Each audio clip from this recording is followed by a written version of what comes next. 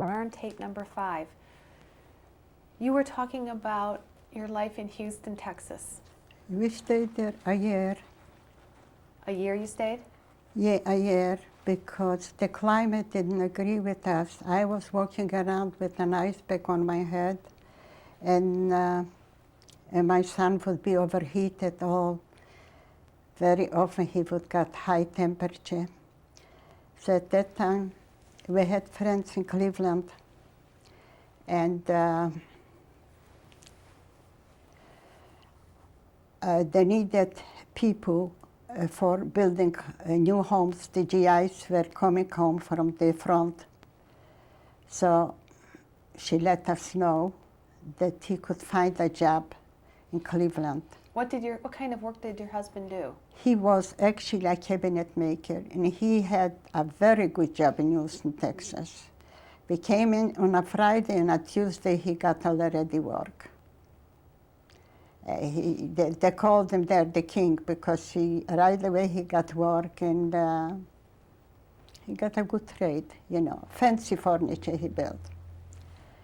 Anyways, he decided, because of the climate and of our sickness, that he will go and try out.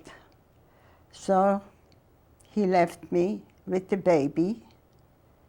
The baby was about 2.5 years old. And I was the beginning of pregnant with my second son. I was about 2.5 months pregnant, something like that. He went for a few days. He stayed here 2 weeks in Cleveland. And he never worked on the high elevations, like on a building. And when he went on that roof and he looked down, he thought that in a minute he's going to be dead down on the ground. He never mentioned this when he came back after 2 weeks. We packed and we left. Here at that time was very scarce to find an apartment. We couldn't get a place. We found on an attic a place without a bathroom. We had to use the bathroom from the second floor from the landlord. It was a picnic, I can tell you that.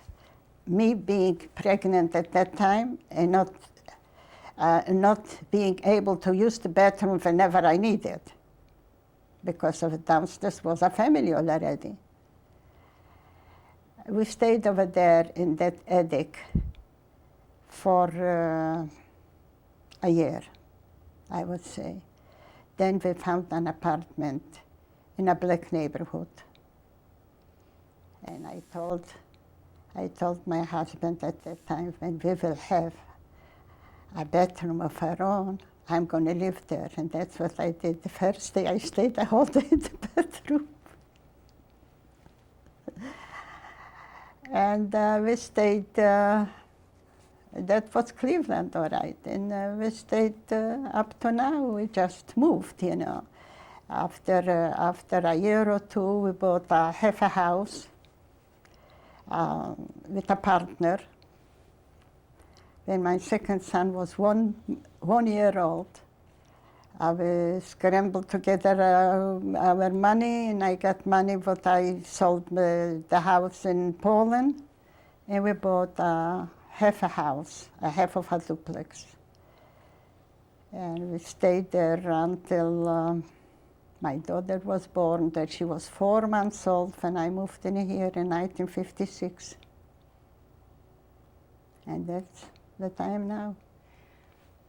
What kind of work did your husband do during his life? Oh, he was in building trade. My husband was in building trade, but he was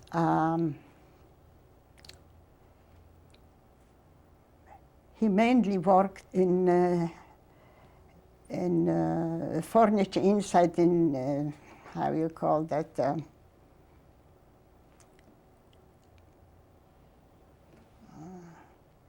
For the cabinets, inside work, finisher. He was actually a finisher in the houses. He finishes.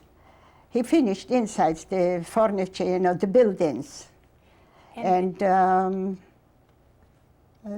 you know, so we stayed, like I said, in that house there, in that half a duplex, and then we bought out the other partner. And we stayed there until 56, when, you know, the neighborhood got very bad already, we had to move. We moved here.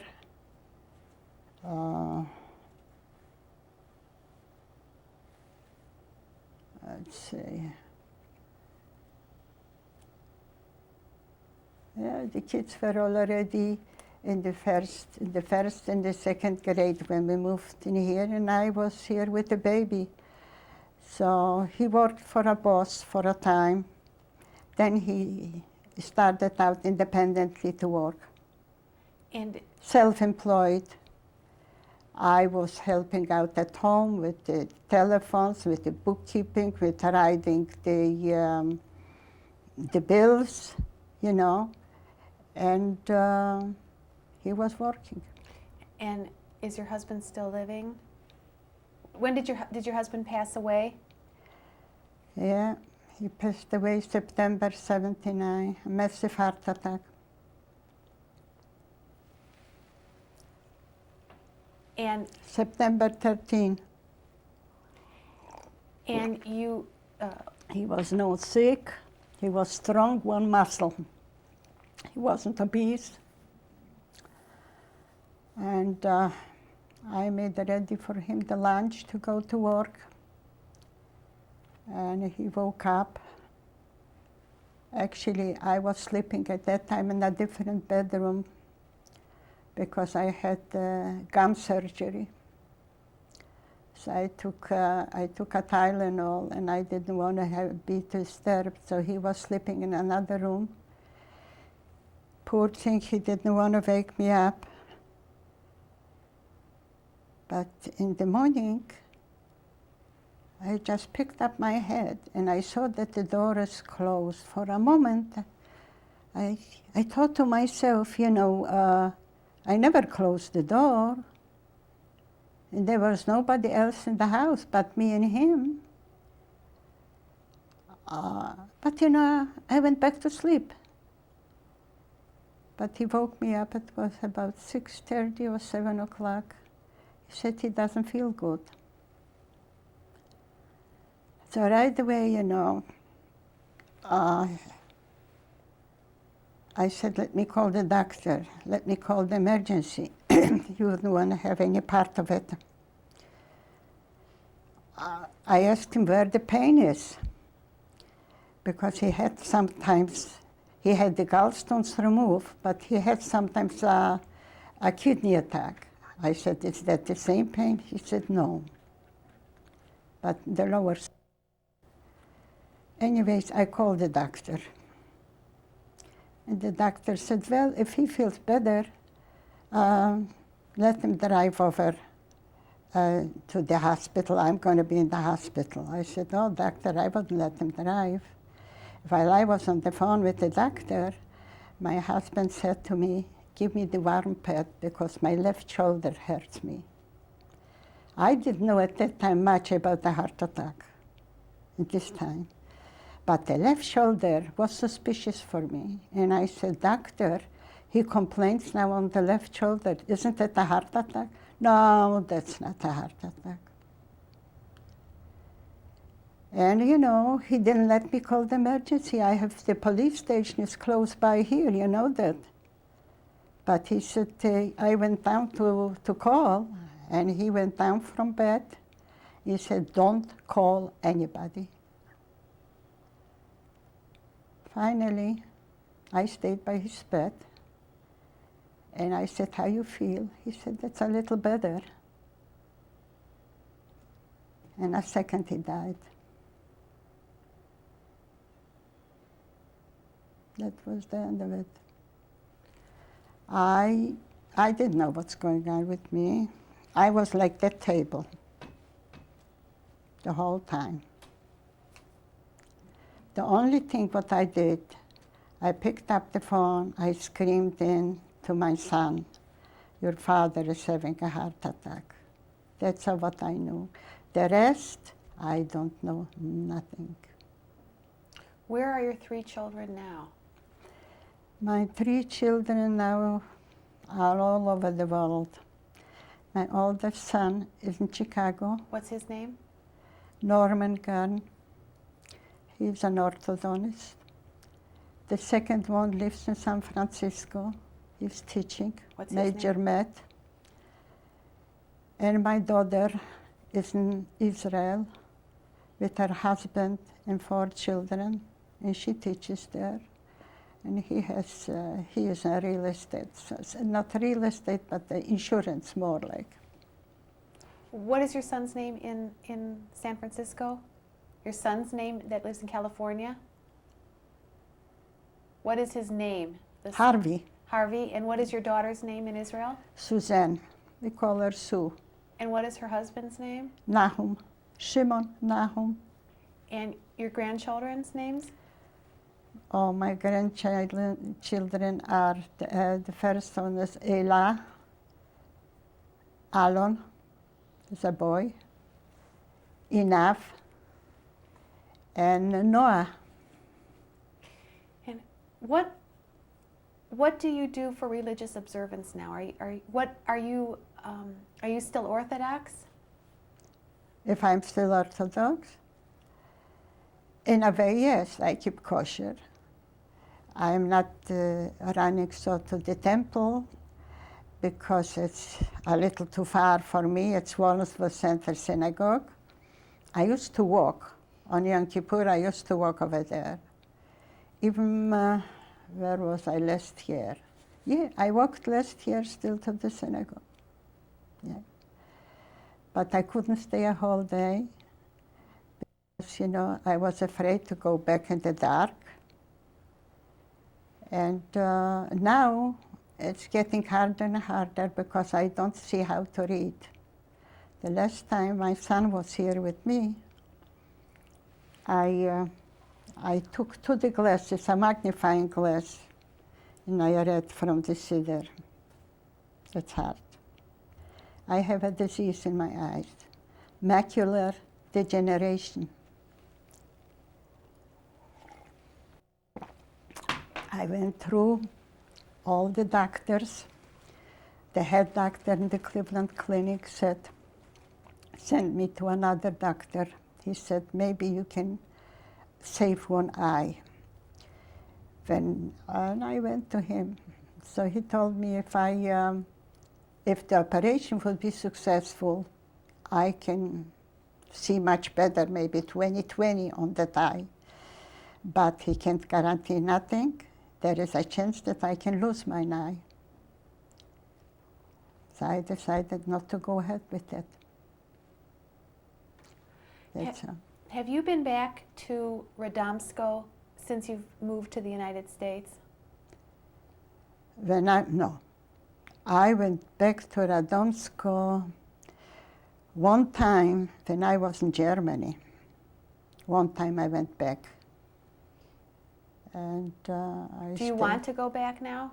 No, forget it. I would never go back. My son is after me to go back. And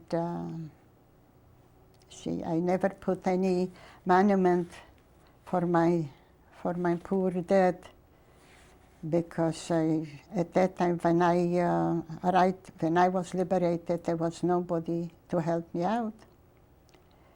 And now I don't know if I would recognize. And they're ruining everything. The Polacks are destroying everything. It's no use. I tried though to take out mine in the grave where they were buried in that shelter. All the 14 people were buried after I was liberated. I got from the city, from Radomsko city, wood to make caskets and to bury them. But I didn't have enough people to dig up. They were dead already in that grave for 8 months. And I couldn't get people to help me out, to dig out the dead and to bury them on a cemetery.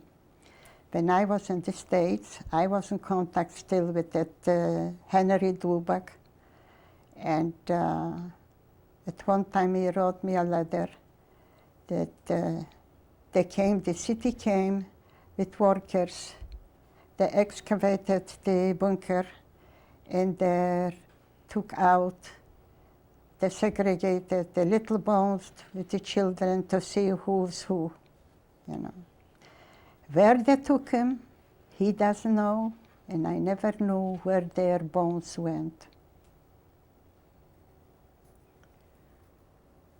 How do you think that your experiences impacted on your being a wife and a mother? Well, after I was liberated, I never thought that I will ever have a family of my own. I didn't want to. I just didn't want to have any more. I just didn't want to bring any more children into this world. I was too bitter. I was, I don't know how to express myself, but I didn't want to have, I didn't want to bring any more children into this world after that disaster. But my husband talked me in. He said, we have nobody, neither I or you. Let's recover and make something out of our lives. So, you know. So we struggled. We didn't went out to any restaurants. He worked. I saved at home. I didn't even give away my clothes to the cleaners. Whatever check he brought home, I always put away for the kids' education. And we start buying savings bonds for them. First for the oldest one, for college, then for the second one, and then for the third one. We always try to put away something for their education. And you know, when he died, I still have some debt for Carnegie Mellon. And the rest, my oldest son, he paid up his all debt. Do you have any message that you would want to leave for your children and your grandchildren? For my children, grandchildren. The first thing, I would love them personally to be as close and to love each other as much as I love them. Then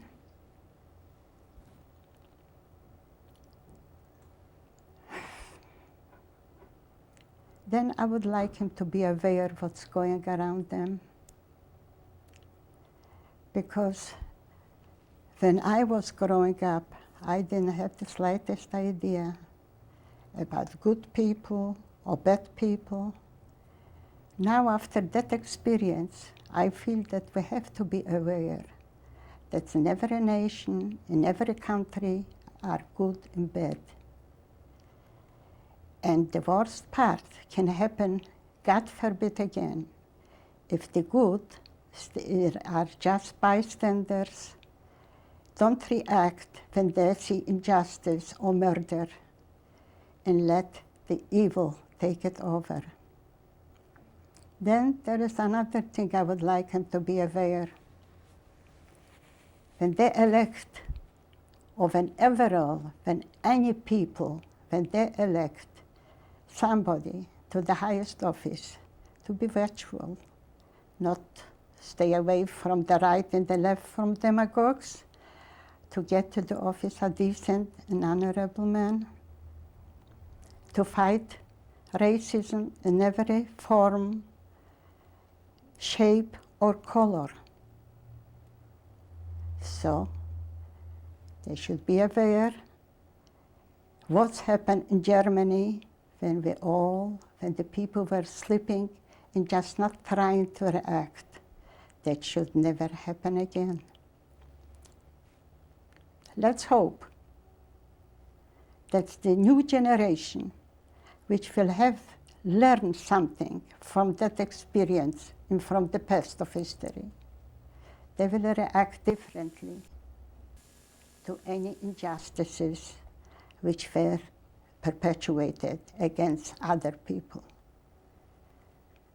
And let's hope that this disaster, never more Holocaust. That's all what I can tell them. And that's not only to my children, to all the other ones who have a decent heart in themselves, to be watchful and Why do you think you survived? Why do you think that you survived? why I survived? Faith, I guess. My older sister, not once I was asking the question myself, what I was better than them. They went to the gas chambers and I survived. I saw so many times death before my eyes. Never caught me. I was dead on the floor. I saw that. At that time, I didn't know much. And I said, oh my God, I'm losing all the blood.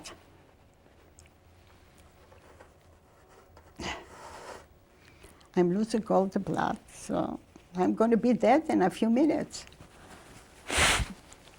But I never was. I still have the bullet in my face. I still suffer because of that. Last year I was very much sick because of that. My nose is numb, my face is numb. In the cold weather, it's dripping. I always have to be conscious of that. Headaches. After the war, I found out that when I fell down from that ceiling, a vertebra was broken and grew together. I still have a mark, it's sticking out in the back. And besides that, there is a spot on my lungs. I had pneumonia in the forest, and I healed. I don't know why. The fresh air, probably, because the food. I couldn't even, they tried to warm up a little warm water for me. I couldn't take it. And I don't know, I lay so for days until a little strength came back to me. I was sick on and off until the liberation. I was sick. After the war, and especially when I came to the United States, I went to the doctor. I want to remove that bullet, but he didn't advise me. He said it's so close to the sinuses that it could make me more trouble than I have. Last year, when I was so sick, I was in the hospital. They made CAT scans and ultrasounds. They couldn't make an MRI. They couldn't find nothing because they couldn't buy an MRI because they were afraid that the bullets will start traveling. They found the bullet, all right. Everybody was anxious to find out. How did you get that bullet? You have to tell them the story. How did I survive? Where the bullet went in. See, all the same thing. 14 people were killed like that. They put the gun here. They missed a little bit the temple. So the bullet just went in like that. It struck a nerve over there someplace. And they would, just, I don't know. I see, I don't think it's luck or not luck. It's fate, But so many people got killed with a bullet like that. They put the gun to the temples. But by me, they missed a little bit.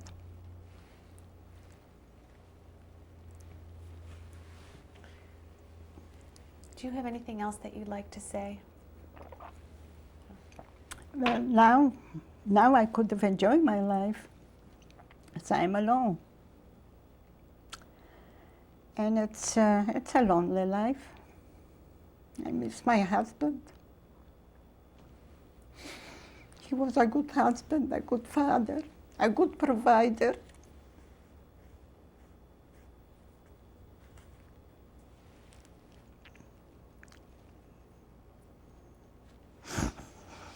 I can't forgive myself. He didn't let me call the emergency. And I said, why did I listen to him? Why did I listen to him? Maybe I could have, saved him. But he was so stubborn. So happened, he didn't know he was dying. That's another thing. He didn't know anything. Across the street, a young man, that was a night before. Can you imagine? Such a circumstances, a night before. He fell asleep on the couch. He never woke up. A young couple. So, I saw the police cars out, and I went out, and I found out that they took him to the hospital. He was dead already. And I came in, and my husband asked me, what's happened? I said, that across the street he died, a young man. He was 40 years old, not quite 40 years old. And, the next day we're planning to go to the funeral, but I had the surgery on my gums. And he said at that time, well, I have to go with you for the surgery. The next day he was dead. And maybe because of that, that's what I'm thinking, because of that he didn't want me to call the emergency. He went down from the bed and he screamed, don't call anybody. No, I can't forgive myself up to now that I listened to him. I don't know, it is a small chance because he had a massive heart attack. I don't know if they could have saved him. I called right away, I picked up the telephone, and there in seconds they were here. They couldn't revive him. No.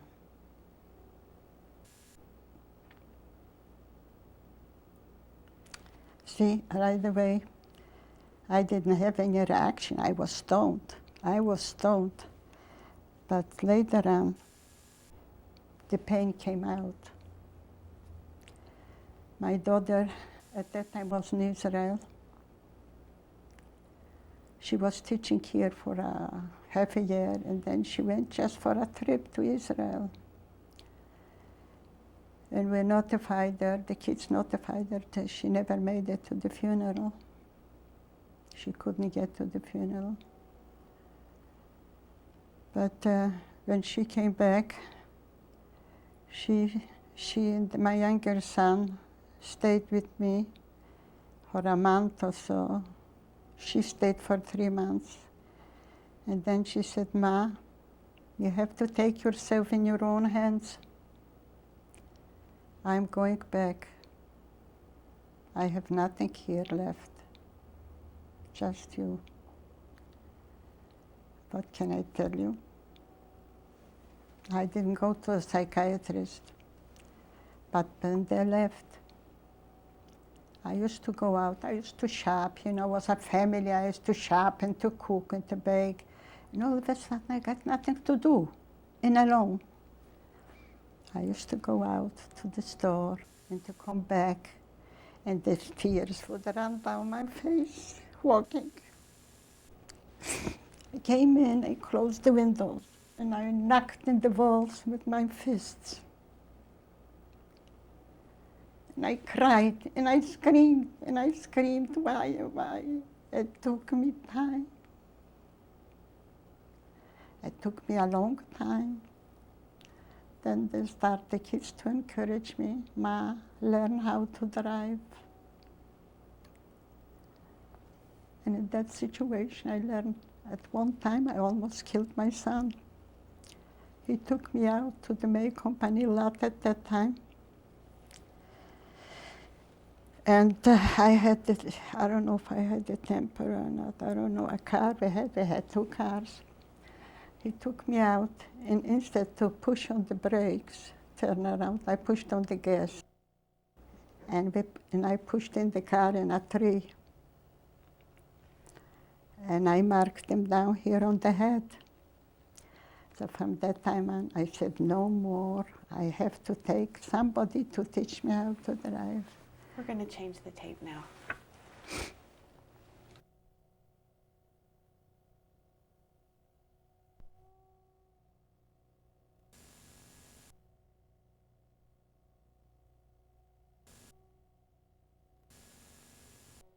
Shirley Garn, tape number 6. You were telling us how you've reacted since your husband's death, and did you want to say something else? Well, I talk about the adjustment after my husband's death, yeah? So, you know, I learned how to drive, okay? And it helped me out. I used to run every so often to the cemetery to visit him.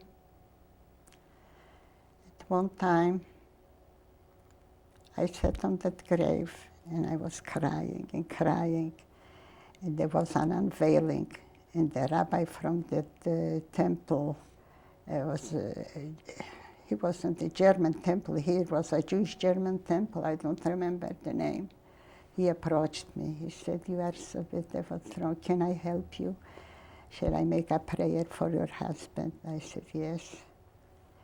And then, you know, I came home. I was very moved that, you know, he noticed me. I sent him a thank you note with a check. And that was it. And with the kids, well, I have to make a life for myself. And the clothes which I altered for my son, he never took. He didn't want to part with that clothes to have some reminder of his father. But I still have it. Anytime I go down the basement, they are on the landing his shoes. I talk to him. Now, I'm afraid to drive, so I don't go often. Only when the kids are here, I'm going to the cemetery.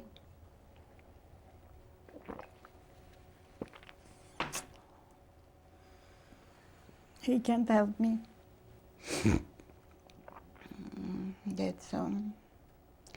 It's hard, especially when I was so sick last year. Both came to me. My daughter wants to come to Israel. I said, no use, because she has small kids.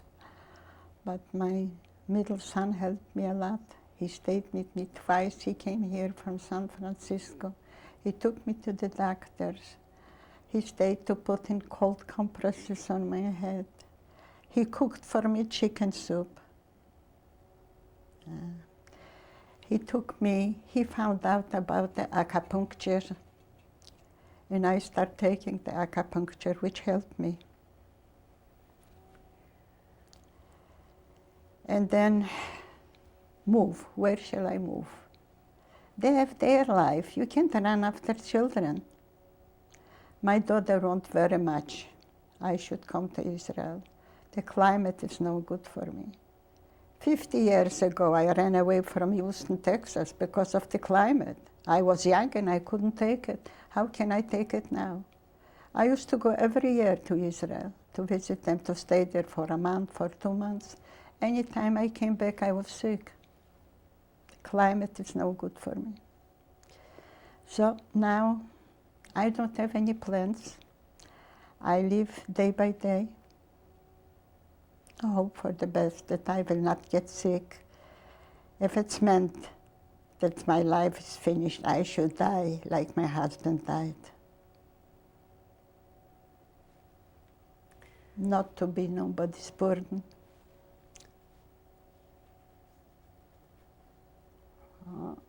That's that. That's my story. Thank you so much for sharing it.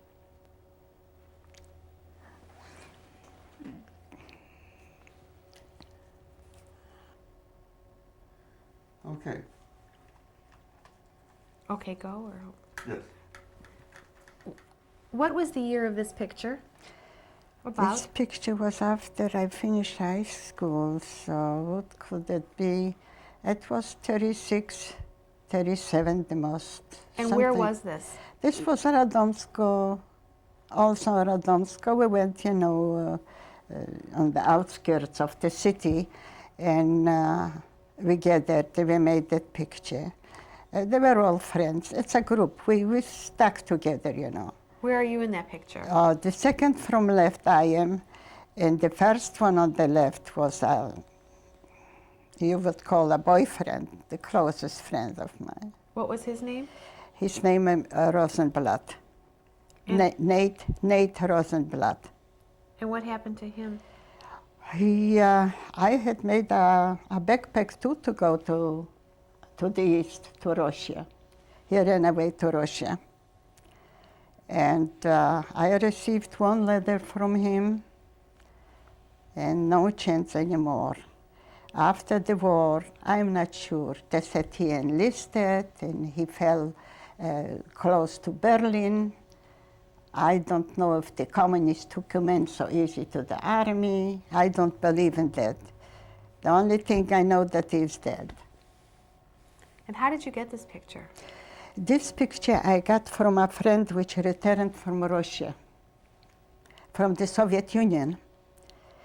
And he got a couple of pictures, other ones too. So I made duplicates too. I don't have any picture of my parents, my sisters, anybody. Do you have any pictures of your family? I have none of them. I hid them, but the woman where I left the pictures was afraid even of the pictures, and she burned them. And this is a close-up of you from the previous picture, and you're in the center. Yes.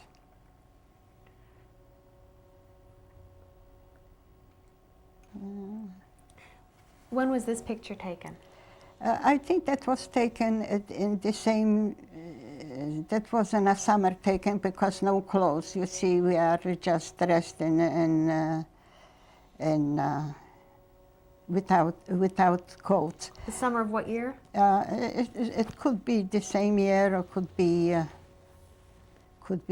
a little bit later. I don't think so. About 1936? Yeah, 36, 37.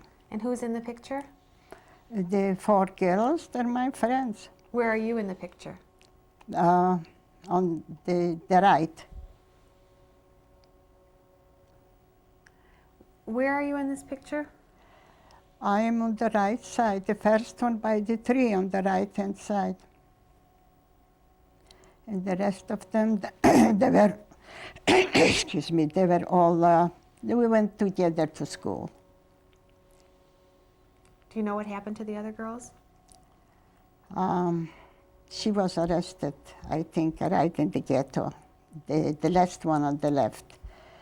And Ruth, she was Ruth, she ran away to the Soviet Union. She had there a baby. She came back. We sent her packages, whatever we could for the baby. She lived in Warsaw. She gave the child away to a Polish family. And there were some a Polish German who worked with the German and with us, with the Polish people. He married a Jewish girl that's German. Vince was his name. He married a Jewish girl. He tried to save her family. He put them in a hotel, and that my girlfriend, that Ruth, she was like a maid for them. Anyways, somebody denounced them, and the Gestapo came and took them all away. So that little child remained with the family, but that German knew about it. After the war, he brought her back. Brought back to me. I was alone too. I was single. Okay, we didn't get much to eat. If we ate, I was with the 4 people. If I made an egg, a hard-boiled egg, I gave a half for the child and a half for me. Whatever I ate, I shared with her. We, a Jewish family, which lived in Lodz, they returned the whole family from the Soviet Union, and they adopted her. What is that? What year was this picture taken in? This picture was made in May 1945. After, we decided that we're going to get married. I don't know who took the picture for the life of me. I don't remember, but that's what we did.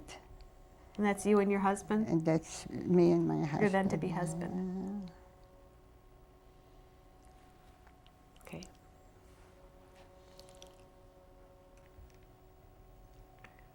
When was this picture taken?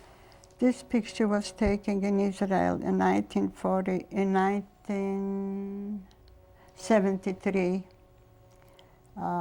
February, March, we were in Israel.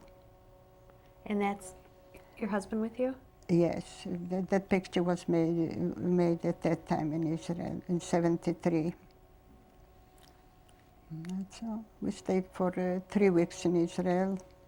We traveled around, we saw our relatives. I had some cousins there. We visited them and we had a wonderful time. That's the only vacation I took with my husband for 3 weeks. We couldn't do it any better. We saved for the kids. We did. I was happy at that time, my God. Are we at? Okay. On this picture, when was this? This was the wedding picture, my son's wedding picture when we were all together. That's why I brought this picture out. There is no other picture where the whole family stays together. It was done in 73. They got married in May 20, 73. So going from the left, can you tell us who's on this? Tell me who's on the picture. And the left is? In the left is my husband. Then I am. Then is my daughter-in-law. What's her name? Nancy. Then is Norman. Sue, and Harvey, the last one to the right.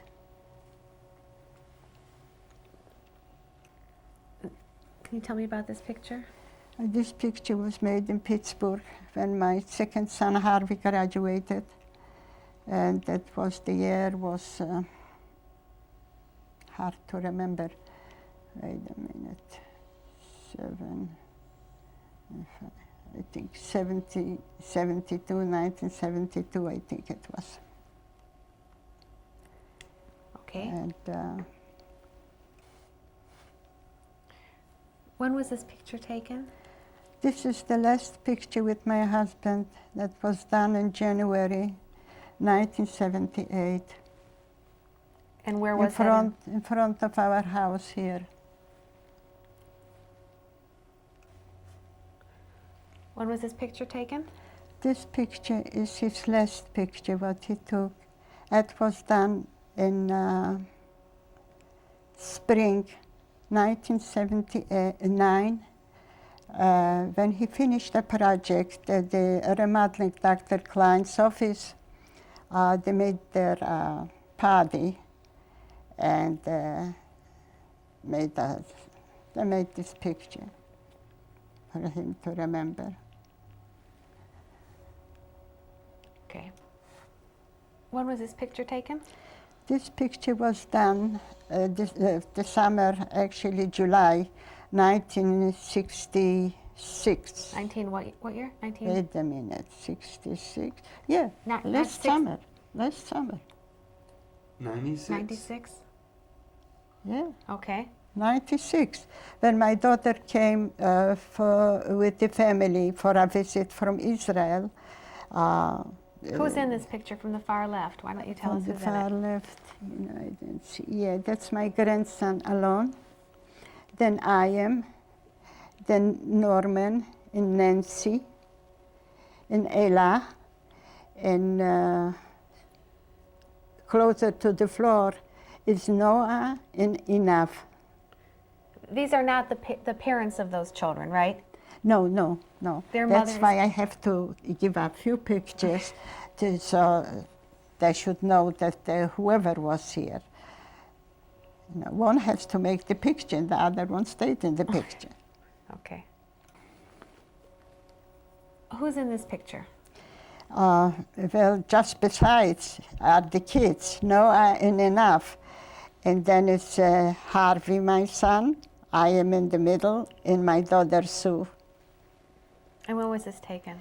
This was taken the same time in July of 1996. That's the same, all the rest of the pictures were taken in 96. Okay. But we couldn't fit them in one picture, we made a few of them. This picture, who is in it? There is Ella, I am with all my 4 grandchildren. The first one is Ella, then I, then Alon, and underneath is Noah. From the left is Noah, and Enough, the next one to her. And this That was was taken? all done at the same time, July of 1996. Okay. Okay, who's in this picture? You know, I don't see. I don't see. On the left, in the far left is a little boy. It's Alon, and then is Ella, and Enough, Sue, and Noah. On the mother's lap is Noah. And what's that little picture in the top? Who's that? On the top is my son-in-law, Shimon, Sue's husband. And this picture was taken when? This picture was taken at the same time. She brought that picture actually with her from Israel. She made the picture to leave for me a present, her with all the grandchildren. So it could be made in the same year before she came to the States for a visit. Thank you. You're welcome.